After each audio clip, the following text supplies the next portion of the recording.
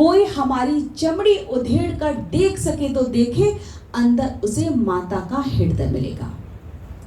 जो करुणा, ममता, स्नेह और आत्मीयता से हिमालय की तरह निरंतर गलते रहकर गंगा जमुना बहाता रहता है। परम पूज्य गुरुदेव वंदनीय माता जी ने सबको बहुत स्नेह दिया, बहुत प्यार दिया। आज हम सभी लोग जो इस गायत्री परिवार का इतना विस्तृत रूप, विराट रूप देख रहे हैं, वह परम पूज्य गुरुदेव वंदनीय माता जी के प्यार, दुलार, वात्सल्य के कारण ही हम उसको देख रहे हैं। जो वह परिजनों पर हमेशा लुटाते रहे, उनको एहसास कराते रहे कि उनके गुरुदेव माता जी हमेशा उनके साथ हैं। कभी लोगों ने उनके स्नेह का अनुभव उनके प्यार भरे पत्रों के माध्यम से किया, तो कभी उनके सिर पर उठे हुए स्नेह भरे आशीर्वादों के हाथों से, और कभी जब गुरुदेव माता जी उनके आंसू पहुंचते थे तब लोगों ने उनके स्नेह का अनुभव किया। और परम पूज्य गुरुदेव वंदनीय माता जी की डांट भी हमारे वरिष्ठ कार्यकर्ताओं ने खूब खाई, लेकिन उसमें भी उन्होंने उनका प्यार हर पल हर क्षण महसूस किया। परम वंदनीय माता जी कहा करती थी कि बेटा, मेरी एक आंख डांट की है और एक आंख सुधार की है। मैं तुमको डांट कर सुधार दूंगी, और तुम जब डांट से दुखी हो जाओगे तो प्यार से अपने गले लगा लोगी कि मेरे बच्चे दुखी हो गए माँ की डांट खाकर, तो मैं तुमको मनाना भी जानती हूँ। मैं तुमको डांटना जानती हूँ, तो मैं तुमको मनाना भी जानती हूँ। परम पूज्य गुरुदेव समाज के प्रति, राष्ट्र के प्रति जो उनकी चिंता थी, फिक्र थी, समाज की जो दयनीय स्थिति थी, उस स्थिति से लोगों को निकालने के संकल्प ने, मानव जाति के उत्थान की सोच ने, समाज में जो विकृति आ गई थी, उस विकृत मानसिकता को बदलने के लिए जो व्यक्ति धार्मिकता से, आध्यात्मिकता को जो भूले बैठा है, उसको सनातन धर्म के प्रति जागरूक करने के लिए, माँ गायत्री को जीवन में धारण करने के लिए उन्होंने पुस्तकों के माध्यम से, साहित्यों के माध्यम से, साहित्यों की पुस्तकों की एक लंबी विरासत हम लोगों के लिए तैयार की। और वह विरासत कोई साधारण विरासत नहीं है। यह साहित्य और पुस्तकें सिर्फ मात्र छपे हुए कागज के पन्ने नहीं हैं। और जो साधारण विरासत होती है तो सब लोगों को लगता है, घर परिवार वालों को लगता है कि हम इसको सहेज के रख लें, किसी को पता ना चले कि हमें क्या क्या मिलना है। लेकिन यह वह विरासत है जिसको हमें अपने पास तक नहीं रखना, अपने पास तक सहेज के नहीं रखना।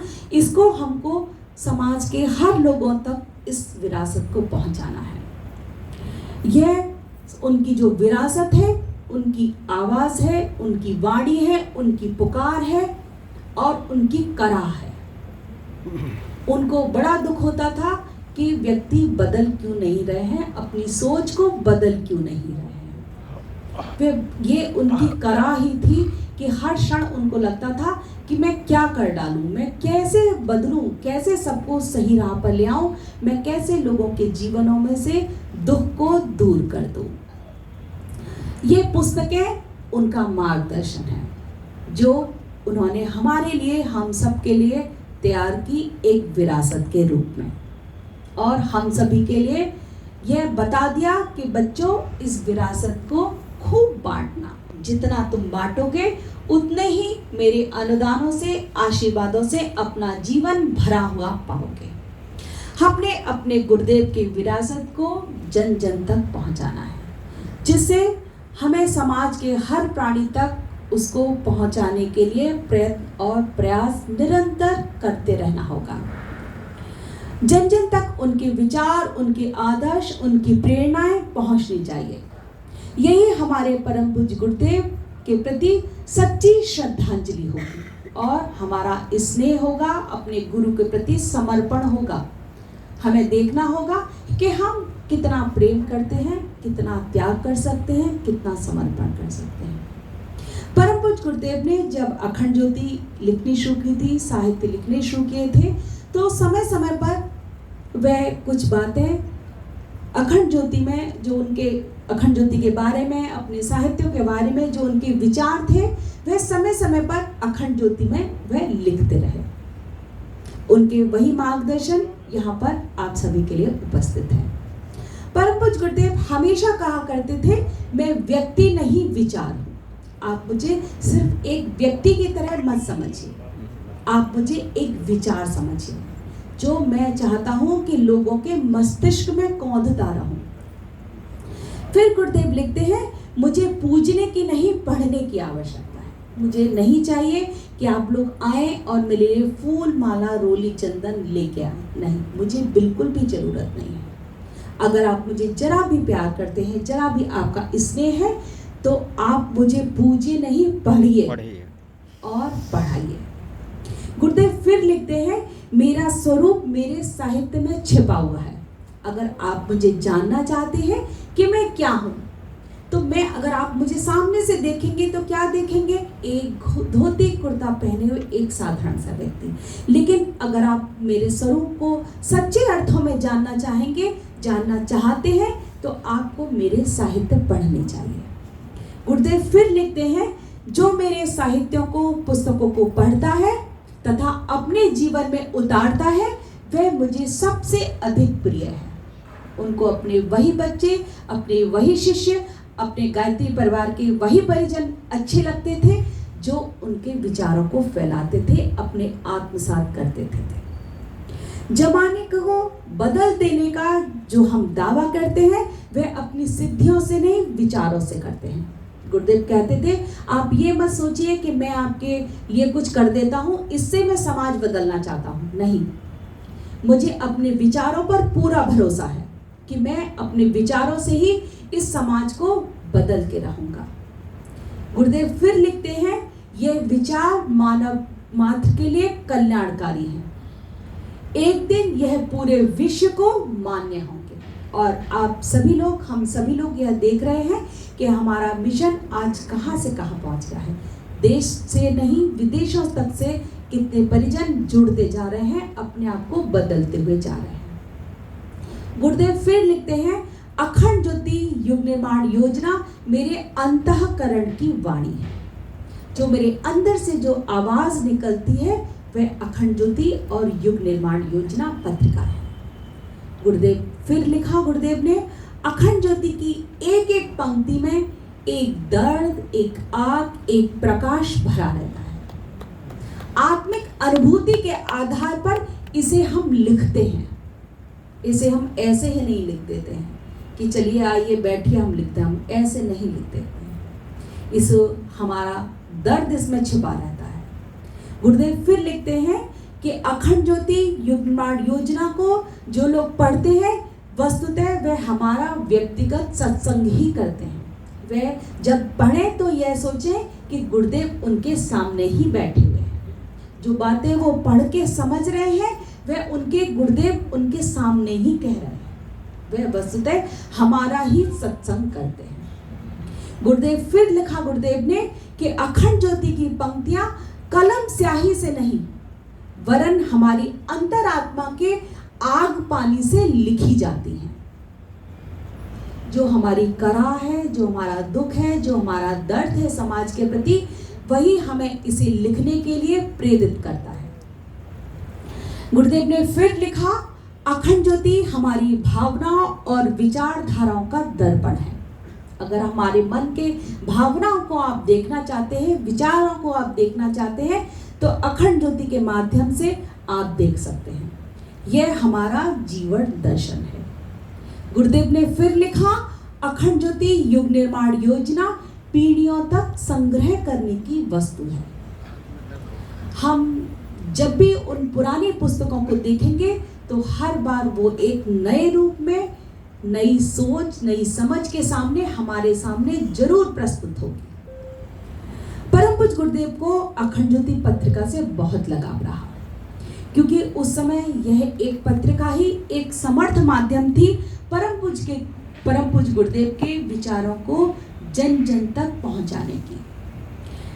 जिस एक पत्रिका का नाम परम पूज्य गुरुदेव ने अखंड ज्योति रखा, सचमुच उसने अपने नाम के अनुसार ही कार्य किया और वह पत्रिका जिसके विचारों की ज्योति सचमुच अखंड है, उसने अपने नाम के अनुसार ही कार्य किया। और क्या कार्य किया उसने यह जब 1938 में जब यह पत्रिका छपनी शुरू हुई थी तो मात्र 250 इसके पाठक थे। 250 की संख्या में पत्रिका छपती थी। फिर उन 250 पाठकों से के बदले हुए विचारों से अखंड ज्योति परिवार बना।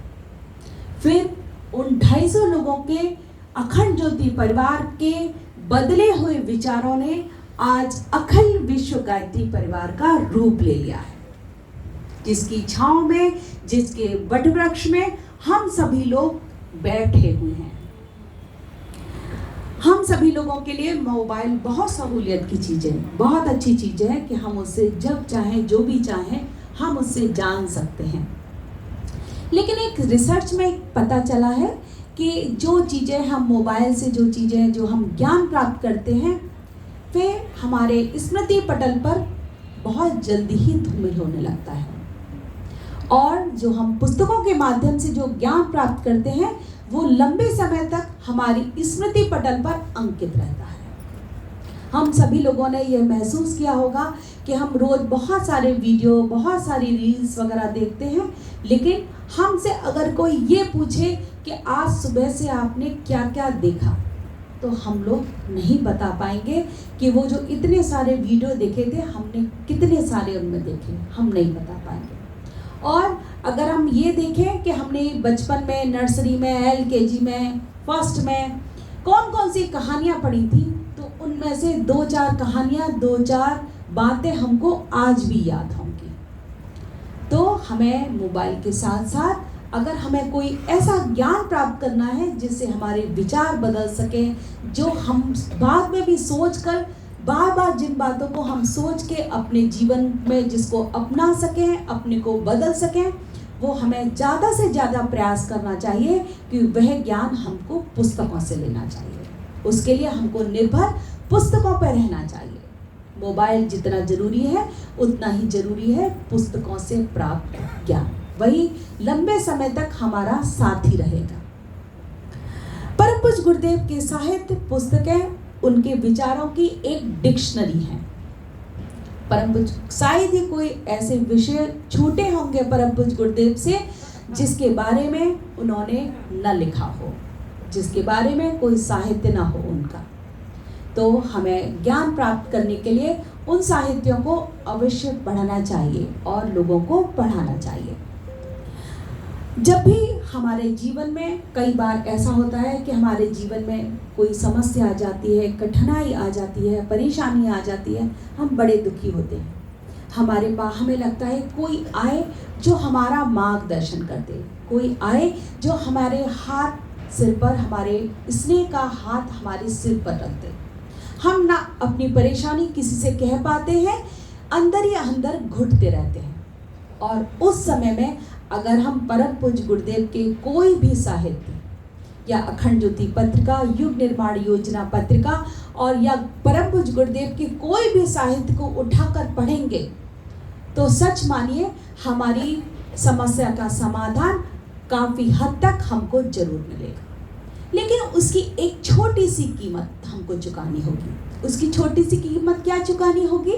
उसकी छोटी सी कीमत चुकानी होगी हमारा अपने गुरु के प्रति विश्वास, हमारा अपने गुरु के प्रति समर्पण। ये एक छोटी सी हमारी जो कीमत होगी, उससे हम जब चाहेंगे अपनी समस्या का समाधान अवश्य पा लेंगे। परम पूज्य गुरुदेव युग निर्माण योजना को अखंड ज्योति का पूरक मानते थे। अखंड ज्योति आध्यात्मिक विज्ञान के उच्चतम स्वरूप को प्रस्तुत करती है, तो युग निर्माण योजना व्यावहारिक जीवन के आदर्श सूत्रों के आधारों को अभिव्यक्त करती है। अखंड ज्योति को अगर भगवान कृष्ण के समतुल्य माना जाए तो युग निर्माण योजना को अर्जुन के रूप में देखा जा सकता है। परम पूज्य गुरुदेव ने युग निर्माण योजना के प्रकाशन की भूमिका बनाते हुए लिखा था कि हमारे परिजन अखंड ज्योति के साथ साथ युग निर्माण योजना को उनको इसलिए अवश्य मंगाना चाहिए कि इससे युग निर्माण मिशन के कार्यक्रमों को सफल बनाने का अभिष्ट मार्गदर्शन हमको मिलता रहेगा। ये इसीलिए युग निर्माण योजना है कि इससे हमको अपने जो कार्यक्रम है उनको सफल बनाने का मार्गदर्शन इसके द्वारा मिलता रहेगा। यह पत्रिकाएं हमारे मिशन की रक्त वाहिका हैं। जैसे हमारे शरीर में जो रक्त चलता रहता है उसी तरीके से यह पत्रिकाएं हमारे मिशन की रक्त वाहिका हैं। यह पत्रिकाएं हमारे परिवार को उत्साह देती हैं, प्रेरणा देती हैं एवं सफलता के पथ पर आगे बढ़ाती हैं। हमारे मिशन का जितना अधिक विस्तार हुआ है उसमें युग साहित्य के अलावा युग निर्माण योजना अखंड ज्योति का पत्रिकाओं का विशेष योगदान रहा है। हमारा यह मिशन, हमारा यह गायत्री परिवार जिन क्षेत्रों में ज़्यादा सफल हो चुका है, सफलता के परचम फहरा चुका है, उन क्षेत्रों में पत्रिकाओं का प्रचार प्रसार ही आधार होता है। युग साहित्य परम पूज्य गुरुदेव के अमृत चिंतन है, किंतु उनकी यह पत्रिकाएं उनके यह दिव्य चिंतन के साथ समसामयिक वर्तमान प्रेरणाओं, आकांक्षाओं, आवश्यकताओं को भी प्रस्तुत करती हैं। इसके कारण इन्हें पढ़ना और पढ़ाना आवश्यक हो जाता है, अनिवार्य हो जाता है। हम सभी परिजन 10 करोड़ की संख्या में लगभग माने जाते हैं। उनमें से अगर 10% लोग भी परम पूज्य गुरुदेव की पत्रिकाओं को मंगवाएं, उनके सदस्य बनाएं, तो 1 करोड़ का हमारा संगठन जरूर बन जाएगा, अवश्य बन जाएगा, जिसे हम परम पूज्य गुरुदेव की विचारधाराओं को अन्य करोड़ों तक पहुंचा सकते हैं, उन तक उनके विचारों के प्रभाव को आगे तक ले जा सकते हैं। गुरुदेव की प्रतिवर्ष अनुरोध किया जाता है कि 5 से 10 सदस्य अवश्य हर व्यक्ति को बनाने चाहिए, लेकिन कई बार ऐसी परिस्थितियां होती हैं, कुछ परेशानियां होती हैं, जिसके कारण अगर यह संभव न हो किसी कारण से, तो हम सभी को 1 सदस्य को अवश्य ही बनाना चाहिए। इससे भी हमारी संख्या दुगनी हो जाएगी। गुरुदेव के विचारों को आगे तक फैलाने की संख्या और दुगने लोगों तक हम पहुंचा पाएंगे। इतना तो अनिवार्य न्यूनतम पुरुषार्थ हमको अपने परम प्रिय पूज्य गुरुदेव के लिए हम सभी को करना ही चाहिए। आप सभी परम पूज्य गुरुदेव की इस पुण्य धारा पर जो परम पूज्य गुरुदेव की तपस्वी है, उनको यह आश्वासन देकर जाएं, संकल्पित होकर जाएं कि आप उनके संदेशों को, उनके विचारों को अपने जीवन में धारण करने के साथ साथ उनकी वसुधैव कुटुंबकम की परिकल्पना को भी साकार करेंगे। आपके माध्यम से वह ऊर्जा लोगों तक पहुंचे जो व्यक्तियों के विचारों में क्रांति लाते हैं। आपके माध्यम से जो विचार पहुंचेंगे वो सचमुच ऐसे ही पहुंचेंगे जो उनके विचारों में क्रांति ला देंगे, जिससे सिर्फ आपका ही कल्याण नहीं होगा, बल्कि आपके आसपास के लोग भी, आपके घर परिवार, रिश्तेदार, आपके समाज के आसपास के लोग भी आपके इन सत्कर्मों का लाभ उठा पाएंगे। ऑटोमेटिकली अपने आप आपके पुण्य स्टोर होते जाएंगे, इकट्ठे होते जाएंगे। आपसे विनम्र निवेदन है कि गुरुदेव के सपनों को आप साथ लेकर जाएं और उन सपनों को आप बोझ समझ के न ले जाएं, बल्कि उन सपनों को आप अपने परम पूज्य गुरुदेव के स्नेह, आशीर्वाद, अनुदान, उनके स्वप्न समझकर अपने साथ ले जाएं और यह गर्व महसूस करें कि आपके गुरुदेव ने आपको इस योग्य समझा है कि आपको यह कार्य उन्होंने सौंपा है। इस योग समझकर अपने तपस्थली के आंगन में बुलाया है। और कोई किसी को अपने घर परिवार में, हम लोग किसी को क्यों बुलाते हैं?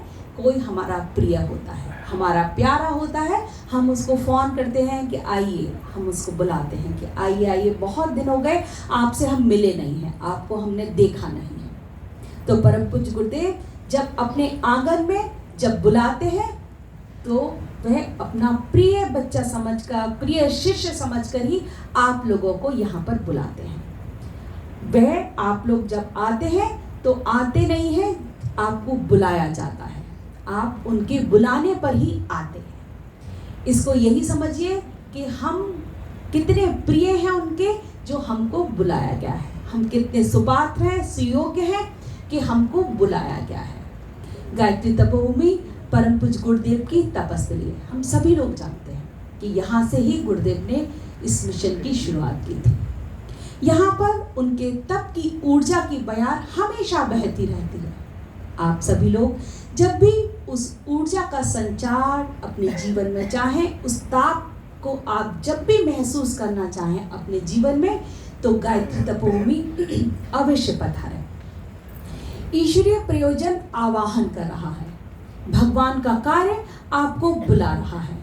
परमात्मा हमसे उम्मीद लगाए हुए बैठा है और हमको उस उम्मीद पर खरा उतरना है। कष्ट तो जरूर होता है, किसी की उम्मीद पर खरा उतरने के लिए हमको अपने आप को कई बार मारना पड़ता है। जैसे घर परिवार में क्या होता है, पिता होते हैं, उन्हें अपने बच्चों के सुख के लिए कि आज बच्चे को साइकिल चाहिए, आज बच्चे को ये चाहिए, तो अपनी बहुत सारी इच्छाओं को मारना पड़ता है। इसीलिए भगवान का कार्य करने के लिए, गुरु का कार्य करने के लिए कई बार हमको अपने भौतिक चीज़ों को थोड़ा सा दबाना पड़ता है, थोड़ा सा अपनी इच्छाओं को मारना पड़ता है। लेकिन उसके बाद जो होता है वो अद्भुत होता है, अविश्वसनीय होता है, आश्चर्यजनक होता है। परम पूज्य गुरुदेव वंदनीय माता जी के स्नेह अनुदानों की छत्र छाया में आप सभी का जीवन सुख, शांति, समृद्धि में व्यतीत हो, ऐसी हम उस गुरु सत्ता, मातृसत्ता माँ गायत्री से प्रार्थना करते हैं। आपके उज्जवल भविष्य की कामनाओं के साथ एक बार पुनः आपके आगमन के लिए निमंत्रण एवं प्रतीक्षा, हम फिर से प्रतीक्षा करेंगे कि हम सभी लोग और ज़्यादा से ज़्यादा यहाँ इकट्ठे होकर फिर से ऐसे ही मिलें। इन्हीं सद्भावनाओं के साथ मैं अपनी वाणी को यही विराम देना चाहती हूँ। ओम शांति।